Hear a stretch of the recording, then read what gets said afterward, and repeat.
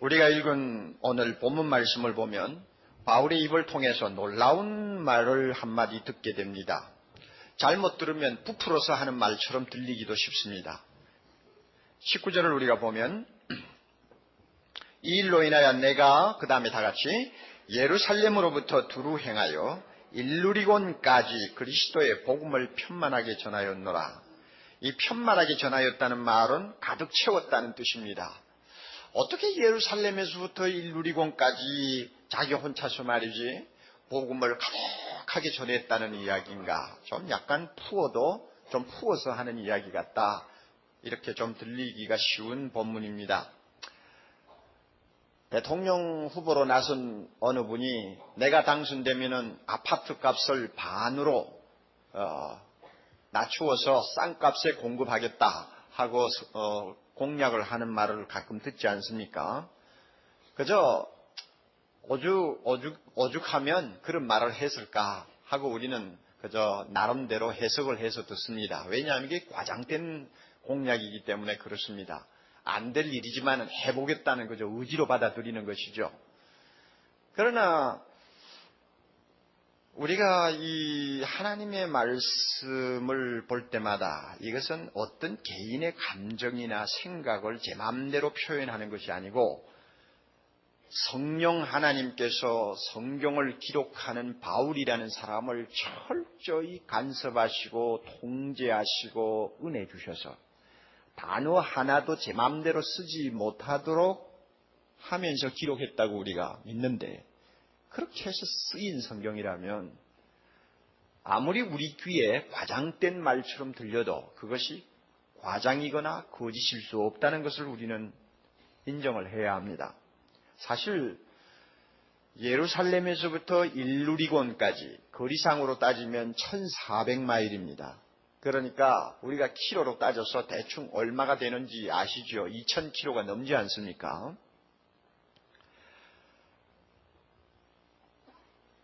우리가 지리를 조금이라도 알고 있다면 금방 그 영역이 어느 정도인가를 식별할 수 있습니다. 예루살렘에서부터 저 지금 말썽 많은 유고슬로바키아까지 그 지역 전체를 바울 혼자서 하나님의 말씀이 가득 차도록, 한마디로 듣지 못한 사람이 하나도 없도록, 복음이 들어가지 아니한 곳이 한 곳도 없도록 가득히 채웠다고 하는 말이니까, 야, 이거 좀 지나친 말이다, 좀 과장되다, 좀 너무 부풀었다 하는 그런 인상을 받는 것입니다.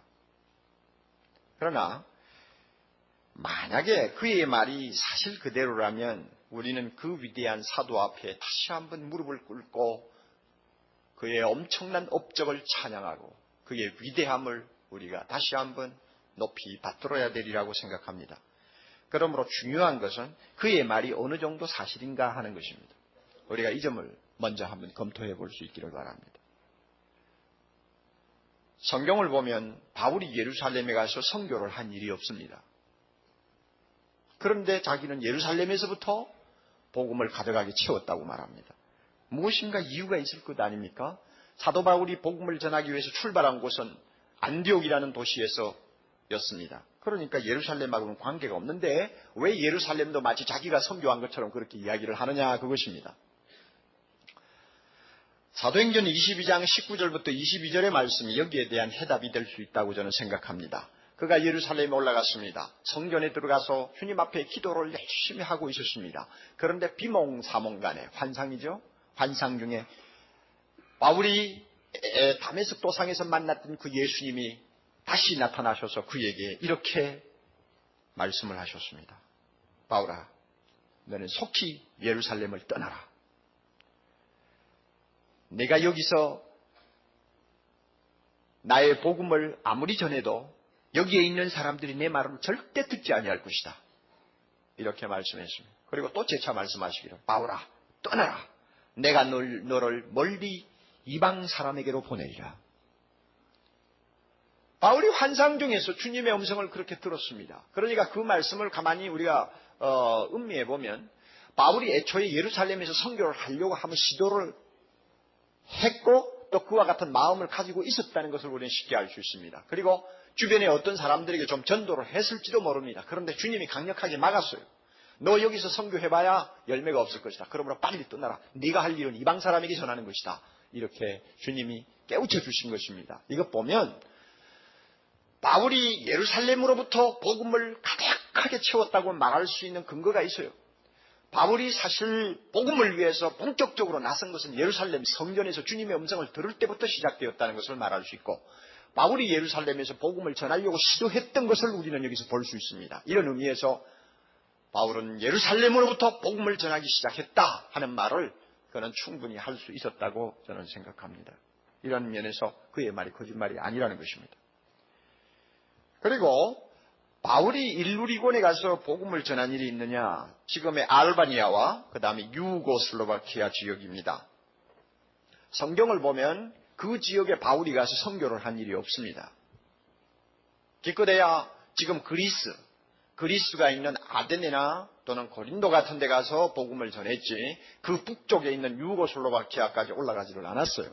그럼에도 불구하고 그는 일루리곤까지 복음을 자기가 가득히 채웠다고 선언합니다. 그 이유가 어디 있느냐 그 말입니다.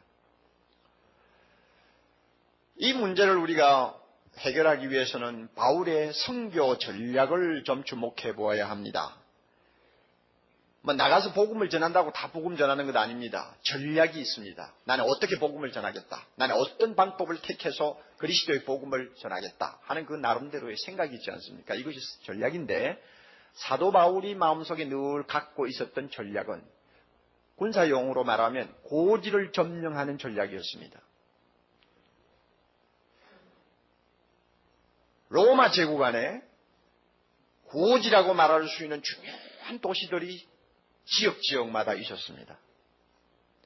그 지역은 정치의 중심이요, 경제의 중심이요, 문화의 중심이요, 그 다음에 도로망을 보아도 항상 그 지역이 중심이 되어 있습니다.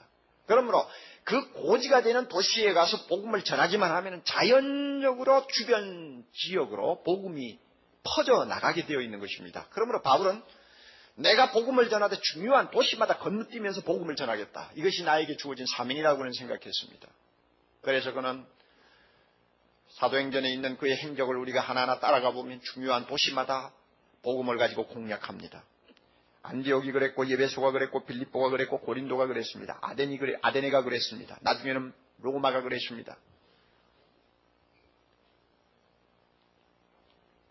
그러면 고지를 점령하는 것이 어떻게 그 지역을 복음으로 가득히 채우는 것이라고 말할 수 있느냐? 그것은 간단합니다. 바울이 어느 도시에 가서 복음을 전합니다.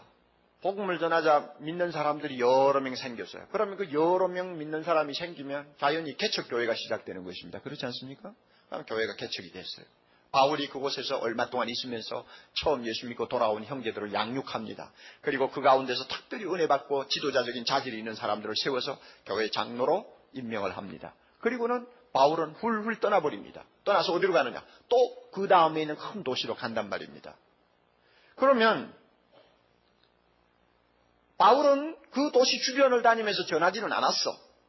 그러면 그 도시 주변에 있는 지역은 누가 담당할 것이냐? 바울로부터 복음을 듣고 구원을 받은 개척교회 신자들이 그 일을 담당하게 되어 있습니다. 데살로니가 교회가 아주 대표적이었는데, 데살로니가전서 1장 8절 보면 주의 말씀이 데살로니가에 있는 너희에게로부터 퍼져가지고 마게도니아 지방까지, 아가야 지방까지. 이것은 마게도니아, 아가야 하면 요사이로 말하면 경기도, 강원도 하는 말과 같습니다. 지방으로 그 복음이 들릴 뿐만 아니라 하나님을 향하는 너의 믿음의 소문이 각 처에 퍼짐으로 우리는 더 할 말이 없다 그랬습니다. 바울로부터 복음을 듣고 예수 믿은 데살로니가 교인들이 가만히 있었느냐? 가만히 있지 않았어요. 가만히 있지 않고 바울이 미처 발을 들여놓지 못한 이웃 지방으로 사방에 장사하면서 퍼지고, 일거리를 가지고 퍼지고, 사람 만나러 가면서 퍼지면서 가는 곳마다 복음을 전했습니다. 그러니 데살로니가 주변에 있는 모든 지역이 데살로니가 교인들을 통해서 복음을 들었단 말입니다. 빌립보 주변에 있는 모든 지역 사람들이 빌립보 교회의 성도들의 입을 통해서 복음을 들었습니다. 결과적으로 어떻게 되었습니까? 온 주변이 복음으로 가득 차게 된 것입니다. 바울이 일일이 동네마다 빠짐없이 다녔다는 말이 아닙니다. 그가 한 사람 한 사람 다 붙들고 전도했다는 말이 아닙니다. 그럼에도 불구하고 그가 지나간 지역은 자기를 통해 구원받은 성도들을 통해서 마치 누룩이 밀반죽에 퍼지듯이 복음이 확산되고 있었던 것입니다. 그러니 결과적으로 말해서 바울이 지나간 지역은 온통 예수 그리스도의 복음으로 그냥 가득하게 찬 것처럼 되어버린 것입니다. 바울이 지금 이것을 이야기하는 것입니다. 그래서 그 결과가 나중에는 어떻게 되는지 압니까? 23절 한번 보세요. 23절 보면 또 놀라운 말 한마디를 그는 합니다. 이제는 이 지방에 무엇이 없다고 그랬어요. 일할 곳이 없다. 참 막힌 이야기 아닙니까? 바울이 나중에 로마에 가서 순교를 합니다. 순교를 하고 나서요. 100년도 채 되기 전에 로마 제국 방방곡곡에 예수 그리스도의 이름을 듣지 못한 사람이 없을 정도로 복음이 가득 찼습니다. 바울이 살아있을 때만 아니라 그가 떠난 다음에 복음이 더 힘있게 증거되어서 로마 제국 전부가 예수 그리스도의 복음으로 가득하게 찬 것처럼 되어버렸습니다. 터툴리안과 같은 유명한 교부가 로마 제국의 황제와 지도자들을 향해서 이런 말을 했습니다. 자, 이제 보라. 너희들이 제사하는 신전을 빼놓고 우리가 그리스도의 복음을 전하지 아니한 곳이 어디 있는가 한번 보라. 너희들이 제사하는 신전을 빼놓고 예수의 이름이 증거되지 아니한 곳이 어디가 있는지 말해보라. 그랬습니다. 얼마나 자신있게 이야기를 했습니까? 그만큼 사도 바울 한 사람을 통해서 당시 소아시아 또 이탈리아 반도 전역이 예수의 복음으로 가득하게 된 것이었습니다. 이런 것을 미루어 볼 때 바울의 말이 절대로 과장이 아니고 잘못된 말이 아니라는 것을 우리는 알 수가 있습니다. 한 사람의 역할이 얼마나 중요한가. 하나님은 많은 사람을 통해 일하기도 하시지만 하나님이 더 좋아하는 방법은 자기 마음에 꼭 드는 한 사람을 통해 일하는 것입니다. 바울과 같은 사람 하나가 예수님의 마음에 들자 그 참 보잘것없이 보이는 사람이지만 하나님이 그를 통해서 로마 제국을 뒤집어 엎어놓았습니다. 여러분, 나 하나쯤은 하는 생각하지 마십시오. 나 하나쯤은 뭐 전도 안 해도 된다. 여러분 그렇게 생각하지 마세요. 우리 하나를 하나님이 너무 중요하게 다루신다는 것을 알아야 합니다. 이처럼 바울의 말이 절대 과장도 아니요 거짓말이 아니라는 사실을 우리가 확인했다면 이제 우리가 바울 앞에서 배워야 할 것이 있고 도전을 받아야 할 것이 있다는 것을 다시 한번 알아야 합니다. 바울이야 특별한 소명을 받은 사람이고 하나님께서 특별한 은혜를 남다른 은혜를 주셨으니까 그럴 수도 있었겠지. 그러나 나 같은 사람이야 무슨 선교사냐 전도사냐 하고 여러분이 그저 마음 편하게 생각할 수도 있겠습니다만은 그러나 그래서는 안 됩니다. 이제 그래서는 안 된다는 이유를 제가 말씀드리겠습니다. 그래서는 안 됩니다. 물론 사도 바울하고 우리는 다른 점이 있습니다. 다른 점은 인정해야 합니다. 그는 사도입니다. 온 천하를 다니면서 복음을 전해야 될 막중한 의무를 가진 사도였습니다. 그는 심는 자였지 물두는 자가 아니었습니다. 그러므로 그가 하는 일은 아직도 복음이 전파되지 아니한 곳을 찾아다니면서 제일 먼저 복음을 선포하는 역할을 했습니다. 여러분 20절 한번 보세요. 20절 또 내가 그리스도의 이름을 부르는 곳에는 무하지 않기로 복음을 전하지 않기로 힘썼노니. 그러니까 누가 전했든지 간에 예수의 복음이 전파된 곳에는 더 가서 일할 생각을 안 했습니다. 그는 사도입니다. 전혀 예수 그리스도의 복음을 듣지 못한 곳만 찾아다니면서 복음을 전해야 될 큰 책임을 진 사람이 사도입니다. 그러므로 바울하고 우리는 달라요. 우리는 사도가 아닙니다. 우리는 세계를 다니면서 복음을 전하는 사람도 아닙니다. 그러나 사도 바울이 전해준 복음을 우리가 들었습니다. 그 복음을 우리가 받았습니다. 어떻게? 기록된 성경 말씀을 통해 사도 바울이 기록해놓은 말씀을 통해 우리는 예수님을 알게 되었고 예수님의 십자가가 가지는 의미가 무엇인가를 알았으며 주님의 부활이 나에게 새 생명을 주는 놀라운 사건이라는 것도 우리가 알았고 사도 바울이 전해준 이 복음을 통해서 우리가 예수 안에 있기만 하면 영원토록 흔들리지 아니할 것이며 예수 안에만 있기만 되면 누구도 나를 정죄할 수 없고 나중에는 그리스도와 함께 영원토록 영광을 누릴 수 있는 하나님의 백성이라는 사실을 우리는 배웠습니다. 이 사도 바울이 우리에게 전해준 복음입니다.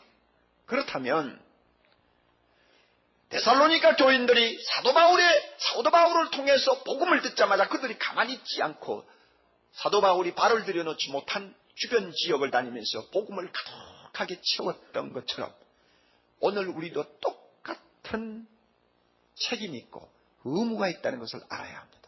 사도 바울은 아니지만 사도 바울을 통해서 우리가 복음을 듣고 예수를 믿었으니까 이제 우리 입으로 이 복음을 우리 주변에 다니면서 증거해야 될 막중한 소명이 있다는 것 우리가 알아야 합니다. 이것이 중요한 것입니다. 우리나라는 이미 세계적으로 가장 기독교가 강한 나라로 알려져 있습니다. 교회 수만 해도 6만이 넘고 교회에 등록한 교인 수만 해도 공식적으로 1200만이라고 알려져 있습니다. 이 정도면 전 국민의 4분의 1이 그리스도인이라고 말한다면 이 정도면 가만히 앉아있어도 저 강원도 산골짜기에 앉아있어도 예수 이름은 자연히 들을 수 있다고 우리는 생각할지도 모릅니다. 그러나 알아두십시오. 아직도 75%에 해당하는 사람들이 예수를 들어도 거부하고 믿지 않고 그들의 가슴에 복음이 들어있지 않다는 사실을 우리가 알아야 합니다. 그들에게 복음을 가득하게 채워야 되고 그들이 살고 있는 지역에 복음이 편만하게 전파되도록 해야 될 책임이 사도 바울에게 있느냐? 아닙니다. 그를 통해 구원받은 우리들에게 있습니다. 믿습니까 여러분? 이게 중요한 것입니다. 여러분 가족 중에 예수를 아직도 모르고 있는 분이 있습니까? 그분의 가슴 속에 복음이 편만하게 전파되도록 하는 책임 먼저 예수 믿은 가족들에게 있다는 거 알아야 합니다. 내 직장도 마찬가지입니다. 사랑의 교회가 위치하고 있는 이 지역이 예수 그리스도의 복음으로 가득 차게 해야 될 책임 우리 모두에게 있습니다. 서초동 유흥가를 보십시오. 교회에 가까이 있기 때문에 그들은 가만히 있어도 예수 이름 다 알고 있는 것처럼 우리가 느낄지 모릅니다. 그러나 예수의 이름이 전혀 들리지 않는 공동묘지와 같은 지역이 이 서초동 앞에 있는 유흥가입니다. 그들의 가슴에는 예수의 이름이 없습니다. 새 생명의 기쁜 소식을 그들이 듣지 못합니다. 누가 채울 것입니까? 누가 전할 것입니까? 사도 바울을 통해 구원받은 우리가 전해야 합니다. 사랑의 교회가 이 일을 해야 합니다. 그러면 사도 바울은 어떻게 예루살렘으로부터 일루리곤까지 그렇게 복음을 가득하게 채울 수 있었는가? 그 비결이 어디 있는가? 우리 그 점을 잠깐 좀 생각해 봅시다. 이 불가사의와 같은 기적을 어떻게 이룰 수가 있었는가? 그 이유를 우리 본문에서는 한마디로 요약해서 이야기하고 있습니다. 19절 봅니다. 19절. 제일 먼저 나오는 말 주목하십시오. 무엇입니까? 이 일로 인하여. 다시 한번 읽어봅시다. 이 일로 인하여. 이것은 18절을 요약해서 한마디로 다시 19절과 연결시키는 말입니다. 그러므로 18절의 내용이 그 안에 들어있다고 말할 수 있습니다. 18절의 내용이 무엇입니까? 이방인들을 예수 믿고 주님 앞으로 돌아오도록 하기 위해서 예수님은 바울에게 성령을 부어주셨는데 그 성령을 통해서 바울이 말할 때마다 능력이 나타나고 성령을 통해서 바울이 하는 일마다 능력이 나타나고 그 성령을 통해서 표적과 기사가 바울을 통해서 나타난 것입니다. 이 성령의 능력을 가지고 바울은 예루살렘으로부터 일루리곤까지 복음을 편만하게 전할 수가 있었습니다. 이것이 이유요, 방법이요, 비결이었습니다. 성령이 바울과 함께 하지 않았다면 절대로 할 수 없는 일을 그가 할 수 있었던 것은 철저하게 성령이 그와 함께 했기 때문입니다. 여러분, 이 점에 대해서도 우리가 또 하나 중요한 것을 여러분이 알고 넘어가야 합니다. 사도 바울은 사도지요. 우리는 사도가 아닙니다. 그런 점에서 다릅니다. 동시에 사도 바울이 받았던 성령의 능력과 우리가 받는 성령의 능력이 같으냐 차이가 있느냐 다릅니다. 다르다는 것을 알아야 합니다. 주님께서는 바울에게 사도직을 주셨기 때문에 그 사도직을 감당할 수 있는 능력과 은사를 따로 주셨습니다. 베드로에게도 그랬고 요한에게도 그랬고 주님께서 특별히 사명을 주어서 가장 어려운 일을 시키는 자에게는 그 일을 감당할 수 있도록 특별한 능력을 주셨고 특별한 표적 기사가 그를 통해서 따라 나올 수 있도록 주님께서 그를 사용하셨습니다. 그러나 우리는 다르지 않습니까? 우리는 달라요.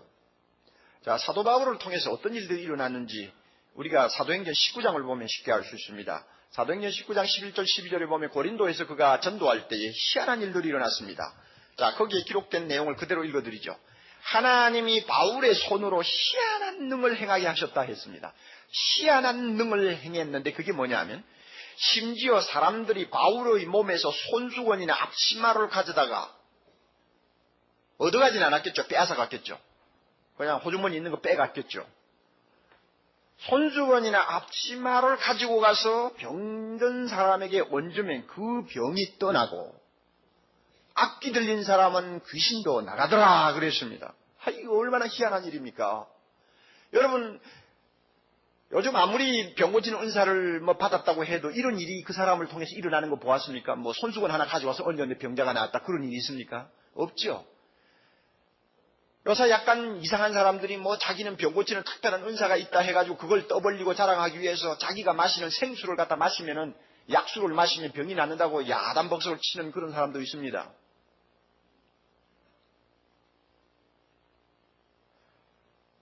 하나님께서는 사도 외에는 그런 능을 잘 주지 않았습니다. 특별한 경우에 선교사들에게 가끔 주는 일이 있습니다. 그러나 웬만해서는 하나님이 이런 능력을 일반 사람들에게 주지 않았습니다.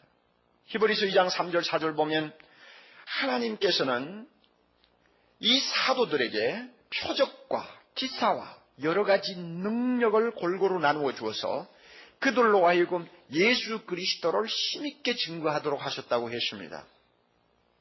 사도들은 이런 능력을 받았어요. 이런 은사가 있었어요. 그러나 사도행전을 여러분이 한번 보세요. 사도 바울을 통해서 전도받고 구원받은 사람들이 사도 바울과 같은 표적과 기사를 행하고 다니는 사람이 있었는가? 여러분 한번 물어보세요. 예를 들어 루디아 같은 사람. 그분이 특별히 사도 바울처럼 희한한 일을 행했다는 기록이 있습니까? 없습니다. 왜 그런가? 차이가 있어요. 다른 거예요. 오늘날 많은 교회 지도자들이 사도 바울이 받은 능력 나도 받을 수 있다고 떠버리면서 능력 달라고 표적 기사를 달라고 막 하나님 앞에 매달리는 걸 가끔 봅니다. 그리고는 뭔가 조금만 이상한 것을 할 수 있으면 막 요란을 떨고 사람들을 현혹시키는 것을 우리가 봅니다. 근본적으로 잘못된 거예요. 하나님의 뜻을 몰라서 그래요. 똑같이 주지 않습니다. 절대로. 내가 사도 바울이 아닌데 왜 사도 바울과 같은 능력을 받아야 합니까? 이유가 뭐예요? 반드시 기억하십시오. 마귀도 병을 고칩니까? 안 고칩니까? 정말 믿습니까, 여러분? 마귀에 대해서 다른 거 믿을 필요 없어. 그거 하나는 믿어야 됩니다. 마귀도 병 고칩니다. 어떤 때는 예수 이름으로 고칩니다. 마귀도 나중에는 죽은 자를 살릴 수 있습니까? 없습니까? 허허 참. 살려요, 안 살려요? 옥목사 말이 아니라 성경에 분명히 나와 있어요. 제가 그 일일이 지금 어떻게 다 찾아줍니까? 살립니다. 표적과 기사는 성령의 역사만이 아닙니다. 마귀도 그만큼 할 수 있습니다. 여러분, 모세가 바로 앞에서 지팡이 던져가지고 뱀을 만드니까 애굽에 있는 술사들이 똑같이 했습니까? 안 했습니까? 똑같이 했습니다. 그러면 오늘 잘못하면 마귀가 하는 일을 마치 예수 그리스도가 하는 일처럼 들고 나와서 사람들을 현혹시킬 수가 있습니다. 그러면 우리가 가장 안전한 거 이겁니다. 사도 바울이 받았던 표적과 기사를 아무나 행하지 못한다 하는 걸 인정해야 합니다. 이게 중요한 거예요. 하나님은 함부로 주지 않아요. 그러면 사도 바울하고 우리는 무슨 차이가 있는가? 저는 이렇게 봅니다. 포병이 대포를 가지고 와서 적군이 집결해 있는 곳에 그냥 활을 퍼부어가지고 완전히 섬멸시켰습니다. 그때는 많은 적군을 무찔러야 되니까 큰 대포를 가지고 막 그냥 한포 사격을 해버립니다. 뭐 아니면은 뭐 그냥 섬멸을 시키죠. 자, 그 다음에 적군이 지리멸렬해졌다 하면은 그 다음에 따라가는 부대가 있습니다. 무슨 부대요? 소총부대, 소총부대. 소총부대는 가서 그저 남아있는 사람 따르따르 하고 쏴서 죽이면 끝난단 말이에요. 뭐 대포 가지고 갈 거 없어요. 여러분, 대포가 갈 일에 대포가 가고, 그 다음에 대포가 지나간 자리에는 소총만 들고 따라가면 돼요. 그러면 누가 대포 들고 나갔습니까? 대답하십시오. 사도들이 대포 들고 나갔습니다. 사도들이 대포 들고 나갔어. 그럼 우리는 뭐 들고 가면 돼요? 소총 하나 들고 가면 된단 말이에요. 그래서 하나님이 안 주는 겁니다. 너는 소총으로 좋게. 우리가 이걸 알아야 합니다. 옥 목사가 말이죠. 밤낮없이 이 강단 뒤에 와가지고 주여 나에게도 희한한 일을 일으킬 수 있는 능력을 주옵소서. 그거 안 주면 나 오늘 이 자리에서 안 일어나겠습니다 하면 주님이 뭐라고 그러겠어? 이 멍텅구리 같은 자식아. 너는 소총이면 좋게. 주님이 그렇게 말씀할 것입니다. 그러니까 이런 차이점을 여러분이 알아야 합니다. 그러면 능력에 대해서 우리가 몇 가지 정리할 것이 있습니다. 사도 바울도 성령의 능력으로 이와 같은 엄청난 일을 했다고 한다면, 그리고 사도 바울은 사도 바울로서의 능력과 또 특별한 은사가 있었다면 우리는 어떻느냐? 자, 첫째 중요한 것입니다. 표적과 기사만이 성령의 능력이 아니라는 사실을 꼭 알아둬야 합니다. 성령의 능력은 표적과 기사만을 가리키는 것 아닙니다. 오히려 진짜 성령의 능력은 복음을 전하는 자의 입에서 나오는 말에 있습니다. 예수라고 하는 말, 그것이 능력입니다. 십자가라고 하는 말, 그 안에 성령의 능력이 있습니다. 믿습니까? 예수 부활하셨다고 하는 말, 그 안에 능력이 있습니다. 사도 바울도 그렇게 표적과 기사를 많이 행한 사람이지만 이 사실을 긍정했습니다. 고린도전서 2장 4절, 내 말과 내 전도함이 성령의 나타남으로 했다고 했습니다. 그러므로 사도 바울이 전하는 말 그 안에 하나님의 능력이 역사한 것입니다. 또 하나 우리가 알아둬야 할 것이 있습니다. 성령의 능력이 이미 우리에게 있음을 믿어야 합니다. 성령의 능력이 따라오는 것 아닙니다. 사도들은 예루살렘에서 성령의 능력을 덧입기까지 일을 하지 않고 기다려야 했습니다. 그러나 오늘 우리도 기다리고 일 안 해야 되느냐? 하늘에서 무슨 이상한 불의 혀 같은 것이 내려오도록 기다려야 되느냐? 아닙니다. 지금은 기다릴 때가 아닙니다. 지금은 나갈 때입니다. 왜? 이미 성령이 교회에 임하셨기 때문입니다. 여러분 이거 믿으시기 바랍니다. 이미 내가 예수 믿었으면 성령을 모시고 있습니다. 이미 성령이 교회에 임하셨기 때문입니다. 여러분 이거 믿으시기 바랍니다. 이미 내가 예수 믿었으면 성령을 모시고 있습니다. 이미 내가 성령을 모시고 있으면 성령의 능력도 나와 함께 하심을 믿어야 합니다. 믿습니까 여러분? 이 사실을 꼭 분명히 하십시오. 또 하나 중요한 거 있습니다. 성령의 능력은 우리가 약하고 두려워하는 것하고는 관계가 없다는 사실입니다. 내가 약하다. 그러므로 성령의 능력도 약하다. 아닙니다. 내가 마음이 불안하고 겁난다. 내가 겁나다고 해서 성령의 능력이 떨고 있는가? 아니라고 말입니다. 사도 바울과 같은 위대한 사도도 전도할 때마다 떨었다고 했습니다. 자기가 연약해가지고 어찌할 바를 모르고 두려워했다고 했습니다. 고린도전서 2장 3절, 내가 너희 중에 거할 때에 다 같이 따라하십시오. 약하며 두려워하며 심히 떨었노라. 여러분 몇 번 반복해서 강조합니까? 약하며 또 뭐요? 두려워하며 또 뭐요? 심히 떨었다. 이 정도면은 얼마나 바울이 전도할 때마다 두려워하고 불안해했다는 거 우리가 알 수 있지 않습니까? 사실 우리가 전도를 해봅니다만 전도하러 갈 때마다 얼마나 우리 마음이 어떤 때는 불안합니까? 어떤 때는 자신이 없지 않습니까?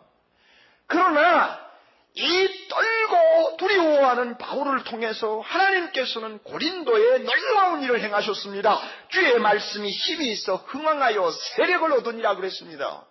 마찬가지로 우리가 두려워하는 것하고 성령의 권능하고는 다른 것입니다. 내가 두려워해도 성령의 능력은 나와 함께 하고 있습니다. 믿습니까?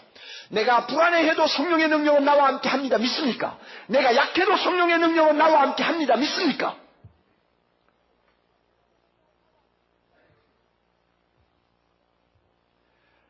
우리 교회 전도를 많이 하시는 분들이 참 여러 분 계십니다. 저는 언제든지 그분들을 존경하고 자랑스럽게 여깁니다. 그 가운데서 김병채 집사님 이야기를 좀 하나 해야 되겠어요. 김병채 집사님이 누구신가 몰라도 돼요. 그저 김병채라는 분이 계신다는 것만 알고 계시면 돼요. 그분은 조그마한 중소기업을 운영하고 있는 분입니다. 그가 전도 폭발 훈련을 받고 나서 1989년 처음으로 전도를 하기 위해서 사람을 만났습니다. 그가 만난 사람은 당시에 중앙정보부 부국장을 하는 네로라 하는 사람이었습니다. 그 부국장은 자기 부인이 예수를 믿고 있었습니다. 그러나 본인은 이제 43살 되는 패기만만한 자신만만한 사람으로서 예수는 전혀 믿지를 않고 있었습니다. 뿐만 아니라 그는 대단히 논리적이고 또 달변이었기 때문에 자기 논리로서 자기에게 전도하는 사람을 다 입을 더 이상 열지 못하도록 만드는데 특별한 은사를 받은 사람이었습니다. 그러니까 김병채 집사님이 그분을 만나서 복음을 전하려고 하니까 은근히 어떤 투로 반응을 하느냐 하면 네가 뭔데 감히 나에게 전도하겠느냐. 나의 유명한 목사들 웬만한 사람 다 만났지만 나를 예수 믿게 한 사람은 하나도 없는데 네가 감히 그렇게 할 수 있겠느냐 하는 투의 어떤 인상을 풍겼다고 합니다. 그래도 김 집사님은 자신이 없지만 한번 해보자 하고는 그분을 붙들고 내가 전하는 이야기 그냥 끝까지만 들어달라고 사정을 한 것 같습니다. 그래서 그분을 붙들고 전도를 하는데 부인이 옆에 앉았다가 다른 방으로 피해버렸습니다. 왜냐하면 잘못하면 김병채 집사님이 또 호되게 또 망신당하는 꼴을 보게 될지 모르니까 불안해서 피했는지도 모릅니다. 처음에 1시간 반 동안 복음을 전할 때는 이 부국장이라는 사람이 그저 논쟁하는 투로 그 다음에 억지로 할 수 없어서 그저 들어주는 투로 건성으로 듣는 것 같았는데 1시간 반이 넘어가기 시작하자 드디어 그 얼굴이 진지해지고 듣는 자세가 달라졌다고 합니다. 너무 진지하게 들으니까 그것을 그 낌새를 알아차린 부인이 남편 옆에 와서 같이 들었다고 합니다. 3시간을 전도했는데 전도를 거의 다 했을 무렵 그 부국장의 눈에도 눈물이, 그 부인의 눈에도 눈물이, 전하는 김집사 눈에도 눈물이 흘러내렸습니다. 드디어 예수 믿고 영접한 것입니다.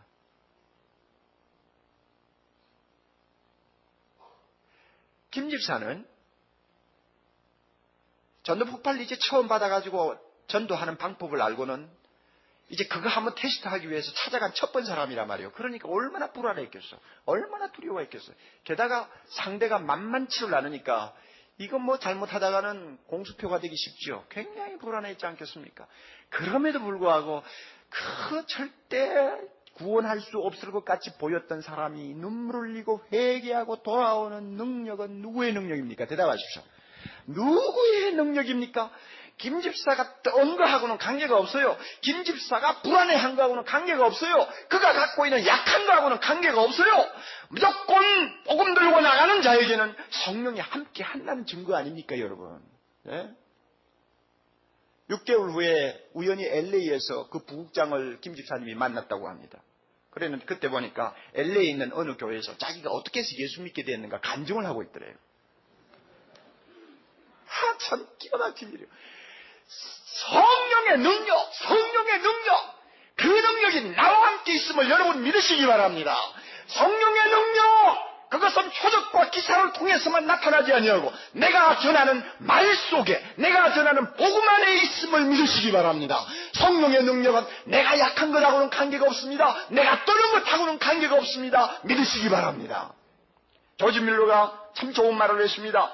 우리들의 바로 그 연약함이 주 예수 그리스도의 능력이 나타날 기회가 됩니다. 연약함이 크면 클수록 그는 자기의 힘을 나타내시려고 더 가까이 오십니다.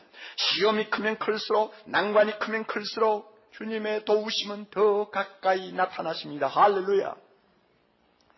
우리는 대각성 전도 집회를 통해서 지난 10년 동안 참 우리의 말과 우리의 전도 집회하는 이 모든 행사에 성령의 능력이 굉장히 크게 역사했다는 거 잘 알고 있습니다. 그 이전 거는 말하지 않겠어요. 86년도 보면 그 해 대각성 전도 집회 때 예수 믿은 자가 400명, 그 다음 87년도에 677명, 그 다음에 88년도에 607명, 그 다음에 89년도 598명, 그 다음에 90년 건너뛰어서 91년 615명, 개 5년 동안 2897명이 예수 믿고 돌아왔습니다. 2897명, 그저 줄 잡아서 우리가 확인하지 못한 사람하고 다 합하면 3000명 이상이 회개하고 돌아왔습니다. 서울 시내에 약 6000개의 교회가 있습니다. 이 교회들이 모두 다 사랑의 교회처럼 매년 500명만 예수 믿도록 할 수만 있다면 1년 안에 서울 시내에 살고 있는 300만이 예수 믿고 돌아올 수 있습니다. 300만이. 그런데 왜 예수 믿고 돌아오는 300만이 없느냐? 우리 교회처럼 이렇게 철저하게 복음을 전해서 예수 믿게 하는 예가 그렇게 많지 않다는 증거입니다. 1년에 300만만 예수 믿고 돌아온다면 서울 시내를 예수의 복음으로 가득하게 채우는 데는 3년이면 족합니다. 우리나라 남한을 복음으로 가득히 채우는 데는 10년이면 족합니다. 왜 이와 같은 대각성 전도 집회의 열매들이 풍성하냐? 오늘 우리에게 하나님의 능력, 성령의 능력이 함께한다는 증거입니다. 우리 이것을 믿어야 합니다. 오늘 이 시간 주님은 우리에게 조용히 찾아와 물으십니다.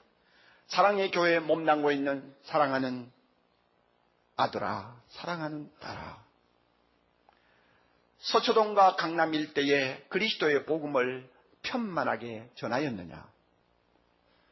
바울이 예루살렘으로부터 1120까지 복음을 가득히 채운 것처럼 내 집안의 복음을 가득히 채웠느냐? 내 직장의 복음을 가득히 채웠느냐? 사랑의 교회 주변을, 서초동을, 강남을 복음으로 가득히 채웠느냐? 주님이 묻고 계십니다. 이 질문에 우리는 무엇이라고 대답할까요?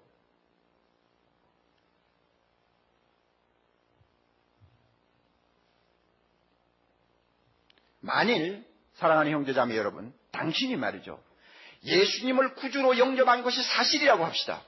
만일 당신이 예수가 세상에서 제일 좋고 자랑스러운 분이라는 것을 인정한다고 합시다. 그렇다면 입 다물고 가만히 있지는 못할 것입니다. 저 별관에서 예배 드리시는 여러분들, 분명히 여러분 자신을 확인하십시오. 정말 예수님이 여러분을 구원하신 구원자입니까? 예수님이 여러분의 생명입니까? 예수님이 여러분에게 영원한 기쁨이요 소망입니까? 정말 예수님이 좋습니까? 정말 사랑할 뿐입니까? 그렇다면 입 다물고 가만히 있지는 못할 것입니다.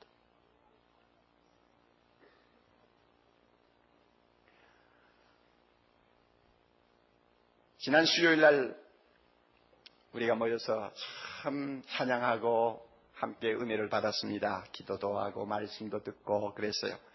참 수요 저녁 집회가 2시간 정도 계속됩니다만 굉장히 은혜스러운데 안 나오시는 분들이 여러 가지 사정이 있겠지만 꽤 많아요. 그런데 여러분 제발 그런 시간을 하면 좀 나와서 은혜 받도록 하십시오. 우리 예수님이 어느 날 재림하실까? 수요일 저녁 예배 시간에 재림하실 것입니다. 그러므로 여기에서 주를 찬양하면서 주님의 재림을 맞이하는 사람하고 집 앞에서, 집 안에서 텔레비 보고 사랑하는 이야기 어쩌고 하고 여러분 그런 프로 보다가 주님 맞이하는 거하고는 상대가 아마 안 될걸요. 주님, 이렇게 좋은 예수님을 우리가 사도들을 통해서 듣고 믿고 고백하고 찬양하고 있는데 아직도 이 좋은 예수님을 전혀 알지 못해서 너무나 불행하고 저주받은 자리에서 이 세상을 살고 있는 형제 자매들이 우리 주변에 너무 많습니다. 내 남편이 그렇습니다. 내 자녀가 그렇습니다. 내 친구가 그렇습니다. 내 형제가 그렇습니다. 주님. 또 사랑의 교회 앞에 있는 유흥가에 밤낮 없이 쏟아지는 수많은 젊은이들이 그렇습니다.